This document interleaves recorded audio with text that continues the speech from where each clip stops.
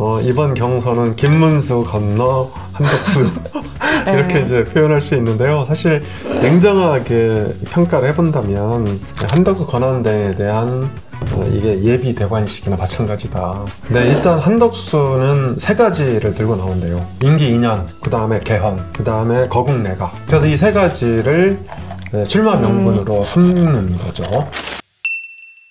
안녕하세요. 내 삶을 바꾸는 정치 뉴스 머니투데이 더300이 만드는 고품격 정치 시사 콘텐츠 터치다운 시간입니다. 국민의힘 대선 2차 경선이 어제 막 끝났죠. 김문수, 한동훈, 이강으로 좁혀졌습니다. 불과 3일 뒤인 5월 3일에는 최종 후보가 선출될 텐데요. 업무너란 별칭으로 유명하신 분이죠. 엄경영 시대정신연구소장 모시고 이야기 나눠보겠습니다. 안녕하세요. 네, 안녕하세요. 소장님, 저희 터치다운 출연은 벌써 두 번째예요. 기억하시나 모르겠는데 그게 벌써 작년 7월에 국민의힘 전당대회 앞두고 저희가 전망을 같이 해봤는데, 일단 혹시 모르시는 분이 있을까봐 이게 소개를 간단히 드리면, 이제 2020년 총선에서 더불어민주당이 180석을 얻을 것이라는 것을 유일하게 예측을 하셔서 업무너라는 별칭을 얻으셨고, 지난해 4월 총선에서는 국민의힘에 이제 170석 예측을 하셨는데, 그 이후에 이제 패색이 많이 짙어진 상황에서도 이제 예측을 뒤집지 않으셨죠. 약간 소신을 이어가시면서 약간의 질타를 받기도 하셨어요. 최근에 좀 어떻게 지내고 계시나요? 네, 최근에 대선 국면이긴 한데요. 그러니까 오늘 34일 남았나? 그렇죠. 네. 그런데 보수 진영이 전반적으로 침체돼 있어서 맞아요. 이렇게 이제 오라는 데가 옛날처럼 많지는 않아요. 네. 그렇지만 나름대로 열심히 하고 있습니다. 그래서 오늘 이렇게 파랗게 민주당 당원처럼 이렇게 입고 오셔가지고 이 파란 넥타이는 일종의 중도 확장, 국민의힘이 중도 확장 필요하다, 이런 이제 생각이 좀 있었고, 사실 그 양복 상의랑 맞추다 보니까 네, 오늘 굉장히 화사한 모습으로 나와주셔서 감사하고요. 일단 어제 4강 2강으로 좁혀졌잖아요. 경선 평가부터 좀 해보려고 하는데, 김문수, 안철수, 한동훈, 홍준표 4명 중에서 김문수, 한동훈이 결선에 진출을 했습니다.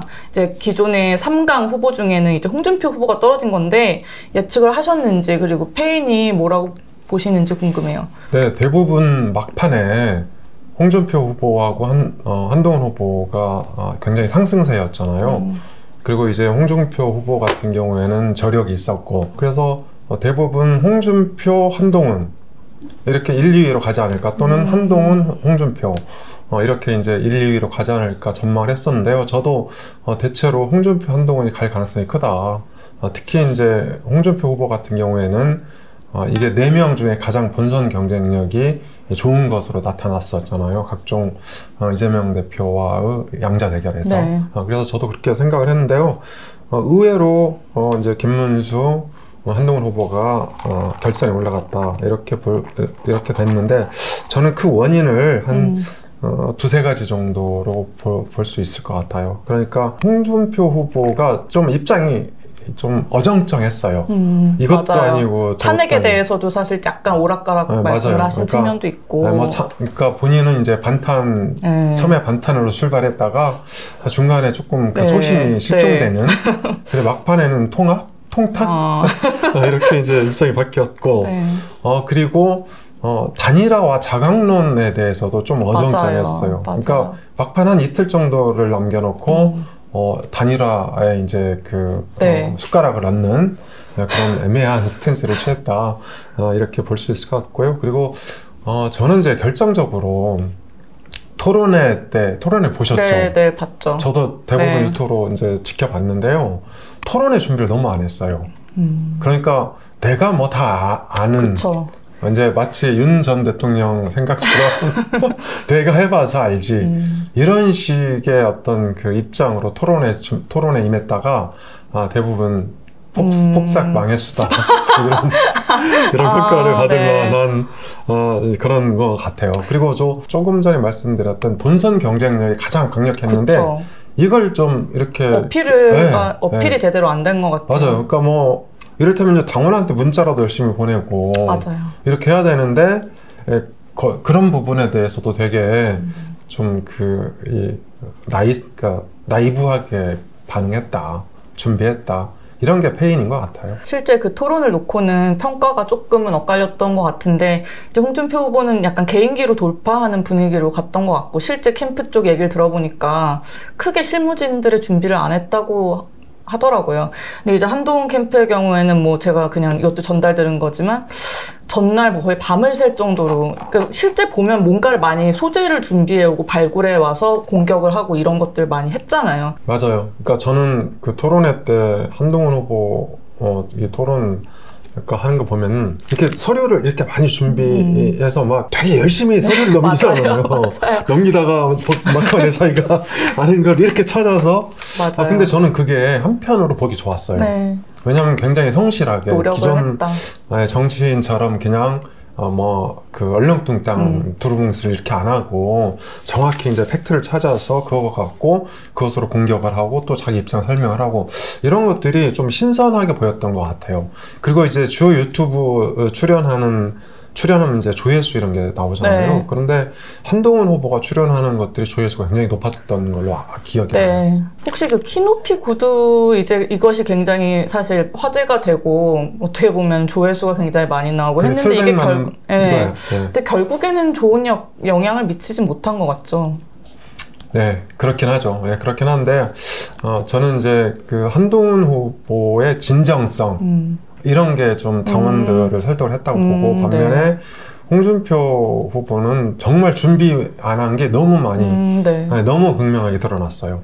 그런 점이 이게 이제 당원들의 눈살을 좀 찌푸리게 한 부분이 없지 않아 있다. 그래서 어제 사실 정계 은퇴 이제 선언을 하시고 탈당까지 시사를 하셔서 굉장히 풍운하로서 많은 일들을 해오셨고 30년 넘게 어떠한 페이지가 끝나는 느낌이 들었어요. 근데 저는 좀 이게 이제 본인이 화가 나서 네. 화가 나서 정계 은퇴 선언도 하고 탈당 예고도 한 것 같은데 사실 물론 이제 홍준표 후보가 그 정계 은퇴 얘기 하긴 했었어요. 막판에 네.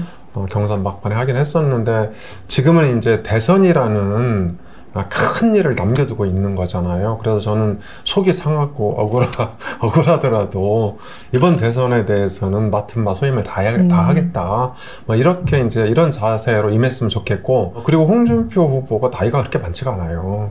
그쵸. 네, 지금 훨씬 많으신 분들이 막 김문수 사실 전 장관도 더 많으시고 네, 이제 70이고 사실 글로벌 표준은 미국이잖아요. 미국 트럼프가 훨씬 많으시고 이제 78세인데 글로벌 표준이 78세인데 거기에 비하면 지금 8살이나 적잖아요. 그래서 저는 정계 은퇴가 그 본인의 소신이고 후배 정치인들을 위한 것이라면 모르겠지만 화가 나서 그렇게 말을 뱉어냈다면 조금 그 뒤로 한 발 물러서서 이번 대선에서 좀 역할을 했으면 좋겠다 이런 생각이 들어요. 그 어제 결선 진출자는 공개가 됐지만 사실 득표율은 공개를 하지 않았어요. 근데 이게 기자들 사이에서 막 구체적인 수치, 뭐 퍼센티지 이게 굉장히 이제 지라시처럼 돌아가지고 당 선관위에서 경고를 하기도 했는데 뭐 이게 사실 실질적으로는 뭐 합산 수치가 유출되긴 굉장히 어려운 구조라고 하더라고요. 그럼에도 불구하고 좀 순위를 어떻게 예상하시는지 궁금해요. 네, 저도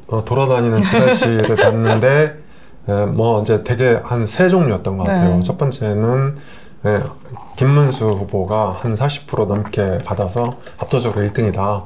또 반대로 이제 한동훈 후보도 그런 지라시가 있었고 또 뭐 이렇게 많이 다니진 않았지만 세 번째 버전이 이게 그 미세한 차이였다.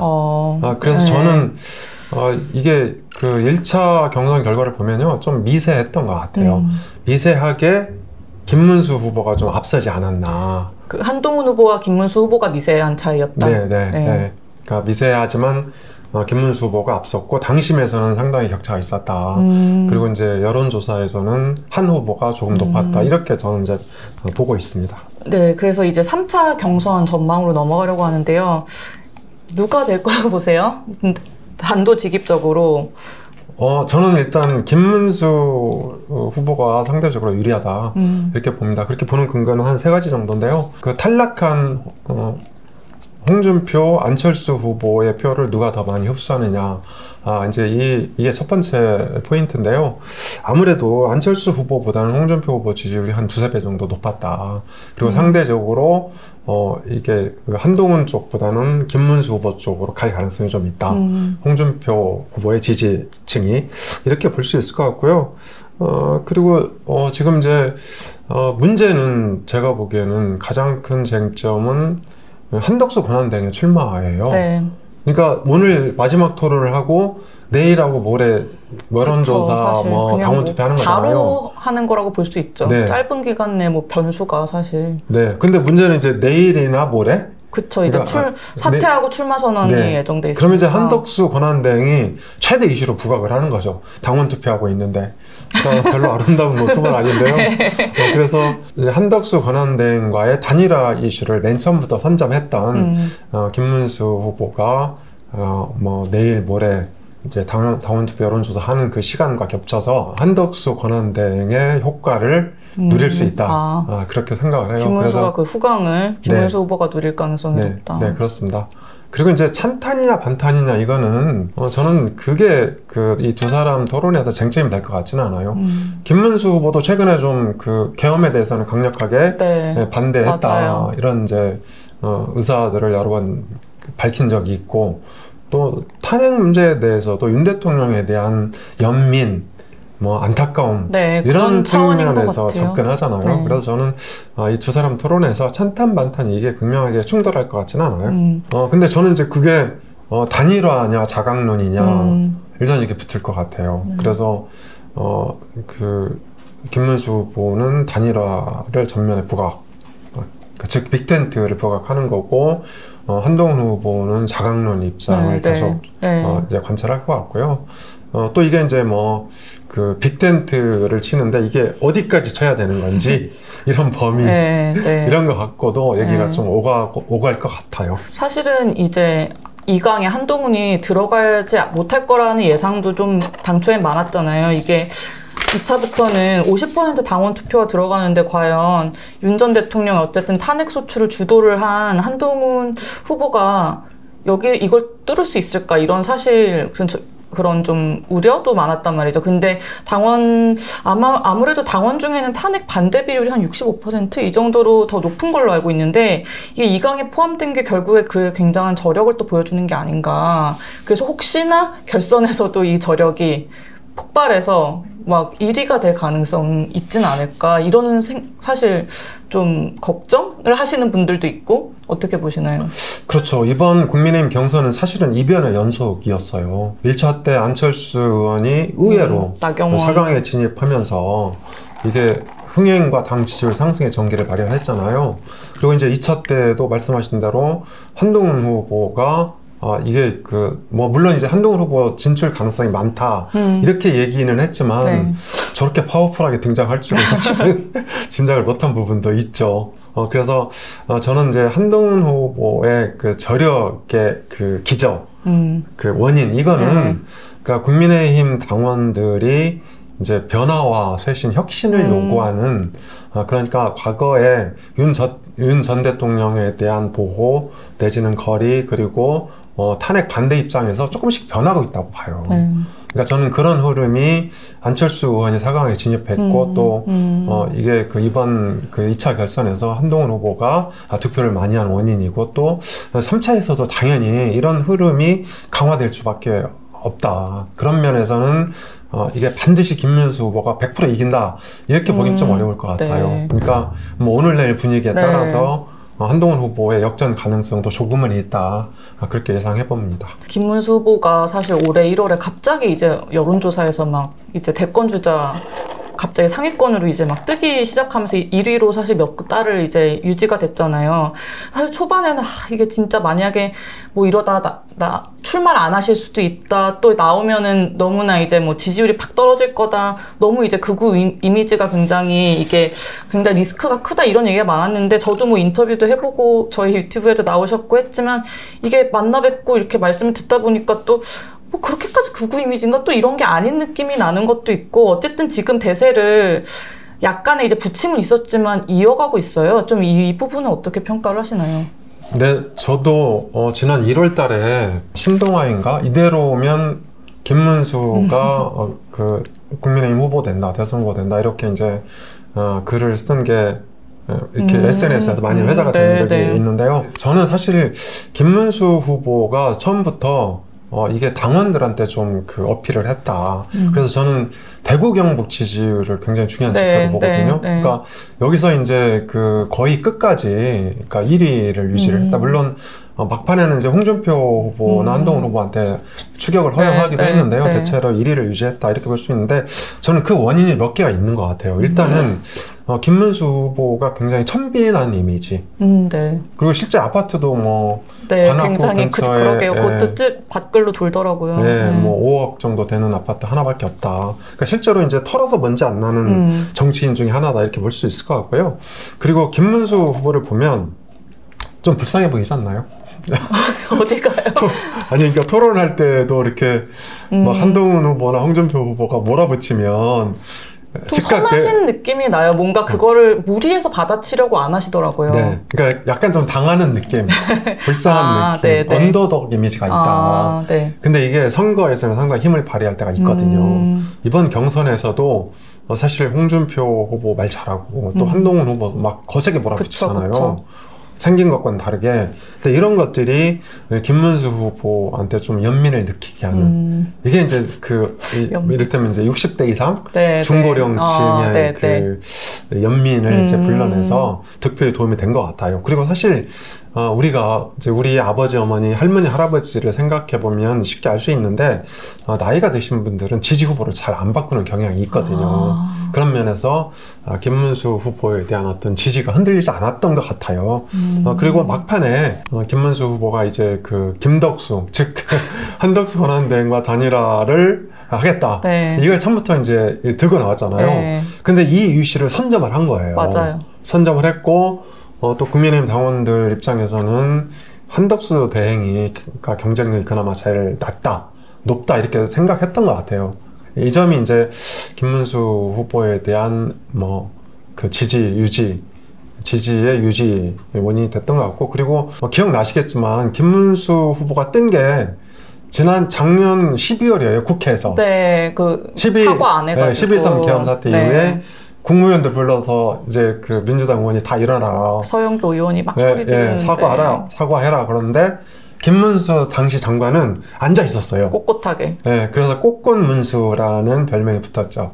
이런 것들이 김문수의 어떤 지지를 변하지 않게 만들어준 원인들이다 이렇게 볼 수 있을 것 같아요. 그 토론회 말씀하시니까 사실 지난 대선 때 토론회도 윤석열 당시 후보가 사실 뭐 홍준표 당시 후보라든지 뭐 유승민 후보보다 막 토론을 엄청 잘하고 막 공세를 잘하는 느낌은 아니잖아요. 사실 훨씬 더 예를 들어 유승민 후보가 굉장히 날카롭게 공세도 잘하고, 근데 이제 좀 보수 유권자들이 그런 모습을 별로 좋아하지 않고 약간 당하더라도 이렇게 그냥 우직한 그런 이미지를 더 선호하는 게 아닌가? 맞아요. 그런 생각도 들어요. 맞아요. 그러니까 토론회에서는 되게 말 잘하면 약간 그 뺀질이 같고 뭔가 좀 그 진정성이 부족해 보이고 이런 측면이 있는 것 같아요. 그래서 저는 오히려 김문수 후보 같은 이미지, 그런 대처 이런 것들이 좀 괜찮지 않을까, 효과를 볼 수도 있다 이렇게 생각합니다. 당내에서는 그 무조건 김문수가 이긴다는 사실 그런 얘기들 의원들이 많이 하는 이유가 워낙 의원님들이 많이 좀 지금 조직적으로 붙었고, 또 이제 홍준표를 지지했던 그런 의원님들도 다 이제 거의 통으로 많이 이제 지지 선언을 하시면서 넘어가셨거든요. 좀 이런 의원님들이 많이 붙고 이런 것도 분명히 영향을 좀 미칠까요, 결선에서는? 그렇죠. 지금 국민의힘 그 당원 숫자가 이번에 선거인단 당원 숫자가 77만 명이래요. 그리고 이제 투표율이 50% 조금 넘었잖아요. 그러면 대략 한 40만 명 투표했다고 보는데 이게 40만 명에 대해서 현직 의원들의 영향력이 어느 정도 유지가 된다고 봐야 되거든요. 물론 그러니까 그 지역구에 이게 당원들 숫자가 막 몇만 명 이렇게 되면 3,000명 넘어가고 이러면 통제가 좀 안 되기도 하는데 그래도 이제 핵심 당원들에 대한 영향력은 어느 정도 발휘가 되고 있다 이렇게 볼 수 있을 것 같고, 김문수 후보가 진출했지만 당원들 입장에서는 김문수 후보가 대선 후보가 되면 한덕수 권한대행과 단일화를 할 거다. 그러면 한덕수 플러스 김문수, 그리고 이제 한쪽은 한동훈, 이렇게 이제 저울에 올려놓고 무게를 달아보는 거죠. 그래서 누가 더 무게가 많이 나가냐.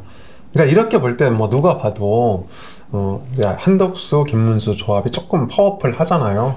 네, 그런 면에서 김문수가 5월 3일 최종 네, 대선 네. 후보 가능성이 조금 많이 있다 이렇게 볼 수 있죠. 그렇죠. 김문수 후보 지금 캠프에 가 계신 의원님들도 그렇고 김문수 후보를 지지하는 당원들도 그렇고 결국에는 한덕수를 바라보면서 가 있거나 지지를 하시는 분들이 분명히 있는 것 같아요. 사실 이런 황당한 경선이 있었나. 사실 어떻게 보면 이 경선 자체를 부전승을 만드는 이거를 이제 오히려 자처를 해서 이 당이 지금 하고 있단 말이죠. 이게 그래서 저는 중간에는 이게 김문수 후보의 개인의 굉장히 자존심 상할 수도 있고 개인의 경쟁력을 오히려 떨어뜨리거나 매력도를 떨어뜨릴 수도 있다고 생각을 했는데 이게 아직까지 유지가 되고 있잖아요. 이런 좀 굉장히 이변? 이런 특수한 상황을 좀 어떻게 보시는지도 궁금해요. 그러니까 박 기자님 말씀하신 대로 네. 이번 경선은 김문수 건너 한덕수 이렇게 이제 표현할 수 있는데요. 사실 냉정하게 평가를 해본다면 이번 국민의힘 경선은 한덕수 권한대행에 대한 이게 예비 대관식이나 마찬가지다. 그런 부분이 있는 것 같아요. 그러니까 국민의힘이나 김문수 후보로서는 아픈 대목이긴 한데요. 네. 이제 이런 부분이 좀 있다. 사실상 있고 또 사실 그 김문수 후보도 말씀하신 대로 나름대로 이렇게 경쟁력을 갖고 있거든요. 청빈한 이미지라든지. 그러니까 본선에서 이재명 후보하고 딱 그 맞섰을 때 오히려 김문수 후보도 저는 충분히 부각될 수 있는 상품이라고 생각을 하거든요. 그리고 김문수 이렇게 후보 만나보시면 별로 그렇게 극우적인 느낌이 안 들죠. 네, 오히려 안 들더라고요. 네, 오히려 뭐 되게 편안하고 서민적이고. 네. 그리고 이제 이분이 그 고용노동부 장관 사퇴하고 맨 처음 행보가 노총 갔었어요.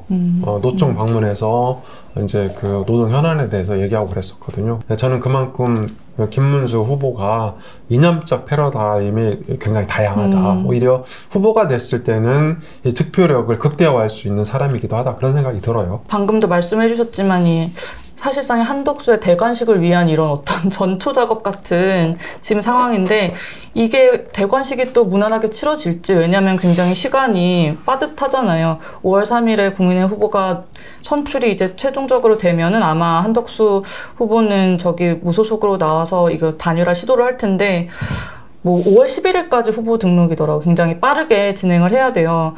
이게 만에 하나 한동훈 후보가 된다면 이게 단일화가 어그러질 수도 있다는 전망도 나오거든요. 그렇죠. 이제 경우의 수가 두 가지죠. 하나는 김문수 후보가 대선 후보가 되는 경우. 그러니까 이 경우는 저는 그러니까 단일화는 충분히 가능하다고 봅니다. 그리고 김문수가 대선 후보가 되면 한덕수 권한대행 쪽으로 지지율 쏠림이 일어날 가능성이 크거든요. 그러니까 우리가 조금 전에 이제 그 짚은 것처럼 내일이나 모레, 내일이겠죠 주로. 모레일 수도 있겠네. 네. 내일이나 모레 이제 한덕수 대행이 사퇴를 하고 출마 선언을 하게 되면 이게 지지율이 좀 오를 거예요. 그리고 김문수 후보가 대선 후보가 되면 반사 효과 때문에 더 오를 가능성이 있다. 그러니까 뭐 김문수 후보도 오르겠지만 한덕수 권한대행은 이제 김문수 대선 후보가 됐기 때문에 이 김덕수 마케팅을 했기 때문에 더 오를 가능성이 있죠. 이렇게 되면 저는 이게 양측이 그러니까 크게 이견 없이 단일화 후보를 만들어낼 수 있을 것 같아요. 그러니까 10일, 11일이 후보 등록일인데 10일까지는 가능할 것 같고요. 그리고 한동훈 후보가 되면 반대 현상이 일어날 수가 있어요. 그러니까 한동훈 대선 후보 쪽으로 지지율이 상당히 올라가고 한덕수 권한대행 같은 경우에는 지지율이 좀 답보 상태 내지는 하락세를 보일 가능성도 있거든요. 이렇게 되면 이제 단일화 협상이 좀 그 난관에 부딪힐 가능성도 있죠. 근데 저는 5월 5일에서 7일 정도 되면 어느 정도 지지율에 있어서는 윤곽이 드러날 것 같아요. 그렇다면 무소속 후보와의 어떤 단일화, 뭐 여론조사 100% 가능성이 높겠죠. 뭐 토론회 뭐 한두 번 정도. 그렇죠. 하고. 그러니까 이게 한덕수 권한대행과 단일화 하게 되면 이제 시간이 촉박하잖아요. 그래서 당원 투표하고 여론조사 섞어서 하면 3일 걸리는 거 아닙니까? 발표까지 대체로. 근데 여론조사만 하면 이틀이면 충분하죠. 그래서 여론조사만 하게 될 것 같고, 여기서 이제 그 국민의힘 지지층 플러스 무당층 이렇게 해도 한덕수 후보한테 그렇게 불리할 것 같지는 않아요. 또 이제 그 본선 경쟁력이 강조되는 그러니까 단일화 과정에서는 그런 상황이어서 당원 투표까지 함께 그 집어넣어서 하기에는 좀 부담일 수도 있을 것 같고요. 그리고 한덕수 후보가 무소속으로 나와서 이제 단일화를 그 경선을 할 가능성이 높은데 당원 투표 같은 걸 넣는 것도 좀 이상한 것 같긴 해요. 좀 이상하죠. 그래서 한덕수의 경쟁력을 좀 여쭤보려고 하는데 사실은 이제 뭐 반기문 사례랑 많이들 이제 말씀을 하시잖아요. 어쨌든 반기문은 한때 제 기억에는 문재인 당시 그 후보를 압도하는 그런 지지율도 있었고 바람이 좀 굉장히 확실히 있었는데 사실 지지율이 그 정도로 압도적인 것도 아니고 굉장히 단기적으로 지금 부상을 한 카드잖아요. 하지만 어쨌든 관료이자 경제 전문가로 안정감도 있고 또 호남 출신이란 보수 후보라는 점에서 또 구도적인 강점도 있는데 어떻게 평가하시나요? 네, 일단 한덕수는 세 가지를 들고 나온대요. 세 가지를 들고 나오는데 첫 번째가 임기 2년만 하겠다. 그러니까 아직은 이제 공개는 안 됐는데 지난번에 중앙일보에 왜 1년 안은 네, 1년 안은 공개된 적이 있죠. 근데 지금 그 2년 안을 거의 확정적으로 검토를 하고 있대요. 그래서 임기 2년을 들고 나오고 그 다음에 개헌, 그 다음에 거국내각 이렇게 세 가지를 들고 나온다고 하더라고요. 그러면서 이게 그 한덕수 권한대행에 대해서 문제가 제기되는 거는 도대체 당신의 출마 명분은 뭐냐죠. 네. 그래서 이 세 가지를 출마 명분으로 삼는 거죠. 임기 2년. 그러니까 임기 2년은 저는 의미가 있다고 생각해요. 왜냐하면 다음 달이면 윤석열 정부 임기 3년이에요. 그래서 윤석열 정부가 원래 임기 5년이었는데 이 5년을 넘지 않겠다 합쳐서. 그러니까 그 사이에 개헌하고 거국내각, 그러니까 국민통합형 거국내각을 구성해서 안정적으로 국정 관리를 하고 또 통상에 대처하고 트럼프와 요것만 이제 요것을 명분으로 세우는 거죠.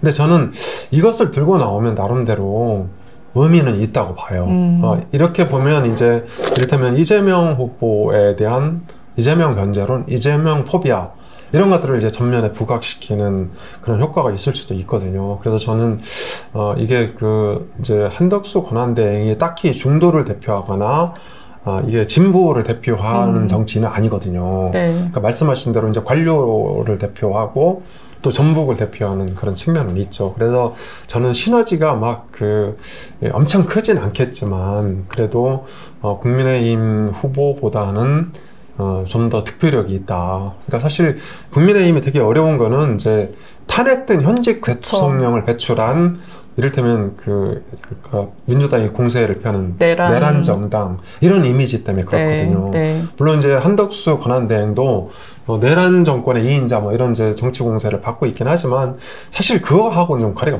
있잖아요. 그쵸. 본인이 이제 그 개헌 국무회의에 대해서도 굉장히 비판적이었고 나중에 수사 과정에서도 이게 절차상 문제가 있었다 이렇게 일관되게 진술을 했기 때문에 내란에 관여한 그런 증거는 아직 없거든요. 그래서 저는 그런 면에서 충분히 이 어떤 득표력, 경쟁력은 좀 갖고 있다. 다만 이것이 이재명 후보와 맞서서 이길 수 있는 경쟁력이냐 그거는 조금 의문이다. 아직은 좀 두고 봐야 된다 이렇게 생각합니다. 임기 단축을 2년으로 하면은 이건 국민투표를 붙이거나 그렇게 해야 되는 사안이겠죠. 네. 그러니까 그거는 이제 그 여야가 그 개헌에 대한 개헌안을 합의를 해서 이거를 이제 국회에서 통과시키고 국민 공포를 거쳐서 국민투표 붙이면 되는 거죠. 근데 민주당만 동의해주면 충분히 가능하죠.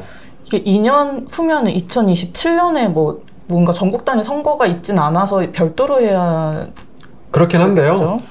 근데 이제 그걸 3년으로 늘리면 너무 좀 길다.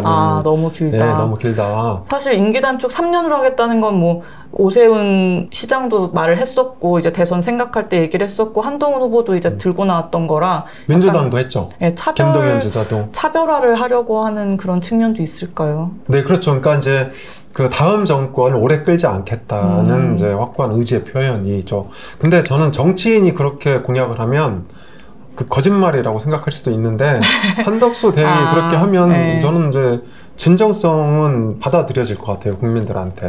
그리고 그 2027년이 선거가 없지만 선거 시기를 조절하면 되거든요. 그 다음 대통령을 임기를 좀 줄여서 다음 총선은 이제 1년 뒤니까 안 되겠지만 다음 재보궐선거랑 일치시킨다든지 이런 식으로 운영의 묘를 살리면 충분히 가능할 것 같아요. 그래서 이제 반 이재명 빅텐트 지금 이게 화두인데 이게 생각보다 이게 뭐 빅텐트라는 게 쉽지가 않다 뭐 이런 회의론도 많고 지금 뭐 이낙연이나 포함해서 이제 반명계도 포함돼서 뭐 거의 이제 다 모으자 이런 거잖아요. 근데 제가 봤을 때는 정말 마지막 퍼즐은 결국 이준석 저기 개혁신당 대선 후보가 굉장히 중요할 것 같은데 이렇게 다 하나로 뭉치는 반 이재명 빅텐트 구성이 좀 어느 정도 가능하다고 보시나요? 그러니까 사실 역사적으로 보면 빅텐트가 성공한 적이 거의 없죠. 네. 처음에는 빅텐트로 출발했다가 대부분 소텐트, 빌텐트로 전락하고 빌빌대다 이렇게 할 때 빌텐트로 이제 전락하고 그랬는데요. 진정한 의미의 빅텐트는 1997년 김대중 대통령하고 김정필 자민련 총재 DJP 하나 이게 딱 네. 처음이었어요. 네, 네. 그러니까 원래 빅텐트의 의미는 이제 자기 진영과 다른 그러니까 뭐 이를테면 국민의힘 입장에서는 중도 진영의 대표, 그 다음에 보수 진보 진영의 대표, 중도 진영의 대표 이런 정치인들과 이제 연합하는 게 빅텐트의 의미죠. 그리고 진영 내 빅텐트는 그러니까 2012년에 문재인 대통령하고 심상정 정의당 대표 이게 이제 그 단일화를 한 적이 있어요. 네. 근데도 졌잖아요. 문재인 대통령이 당시에.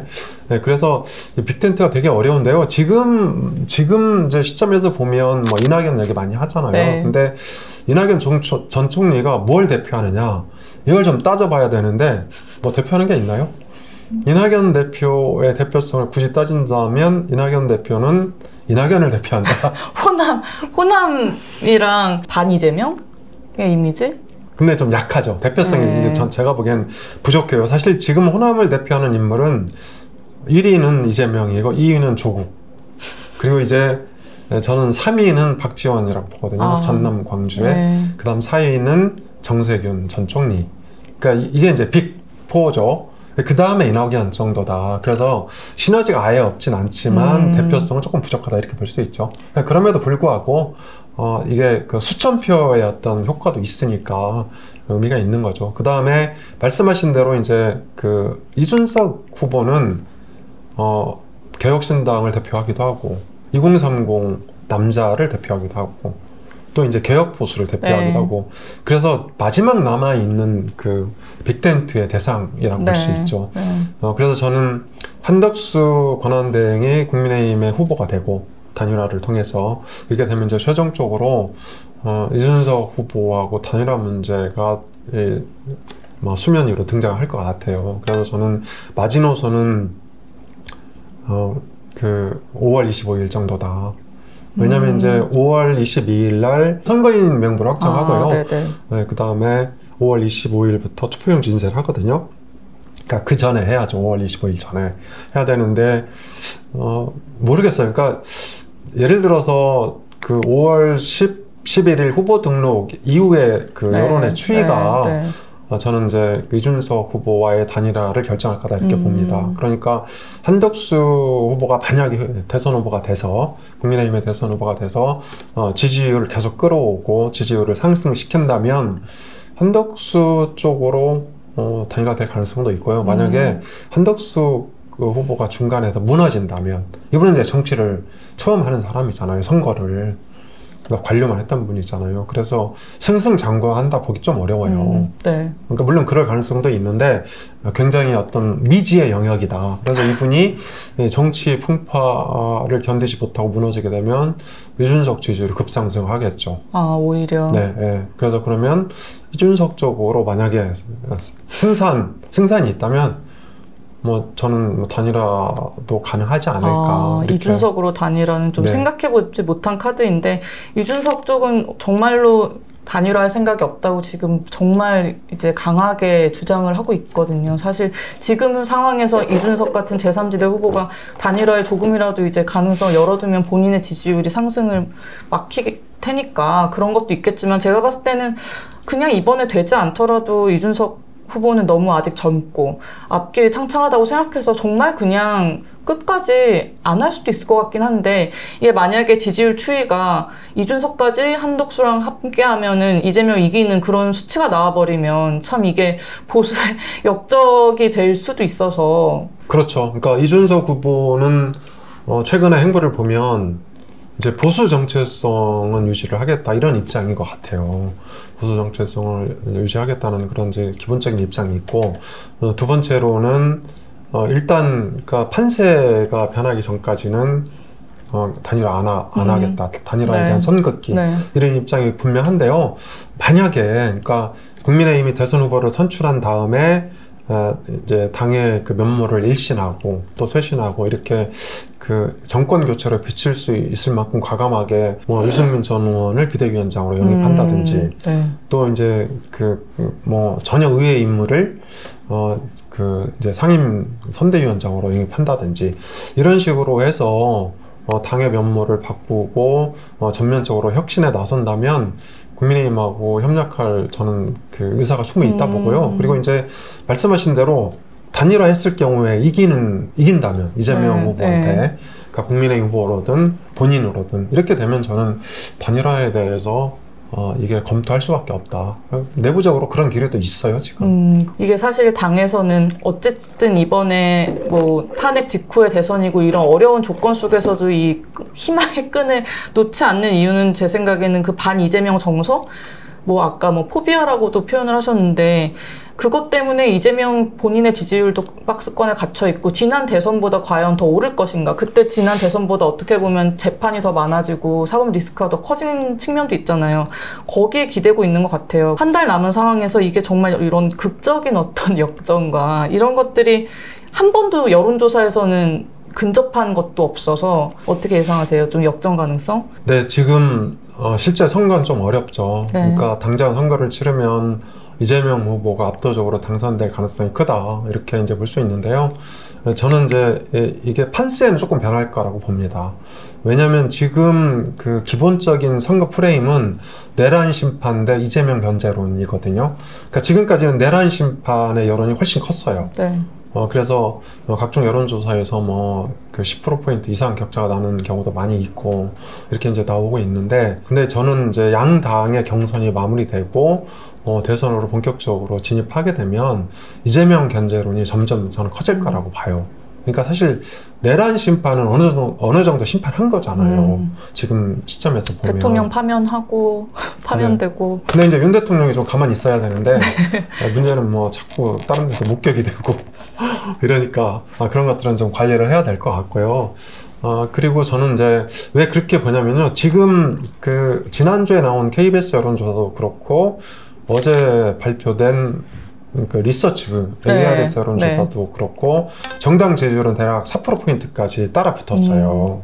근데 지금이 국민의힘은 가장 최악의 상황인데, 그래서 저는 후보 등록 시점, 그러니까 11일, 12일, 그리고 이제 5월 중순 정도 되면 정당 지지율은 비슷해지거나 역전도 가능하다고 보거든요. 이렇게 이제 상황이 바뀔 가능성이 크고, 또 국민의힘 같은 경우에는 이벤트가 남아있잖아요.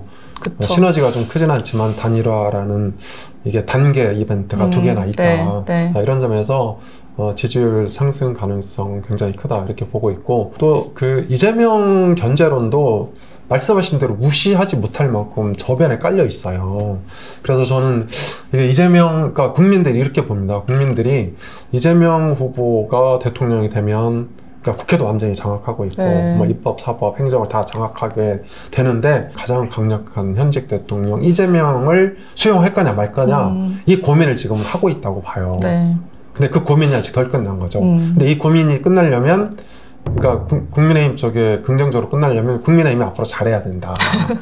그러니까 잘할 수 있을지는 좀 의심이긴 한데, 미지수이긴 한데 잘하게 되면 저는 바뀐다고 보거든요. 그래서 충분히 이 판세 변화는 가능하다. 저는 그 시점이 대략 5월 한 10일에서 5월 중순쯤 이렇게 될 거라고 보고 있습니다. 어쨌든 지금 대선이 이제 한 달 이제 조금 더 남은 상황에서도 굉장히 많은 변수가 남아있고 마지막까지 참 가봐야지 승부를 알 수 있을 것 같아요. 오늘 소장님 너무 감사하고 또 저희가 모시도록 할게요. 대선 끝나고 나서 또 봬요. 감사합니다. 오늘 여기까지입니다. 감사합니다.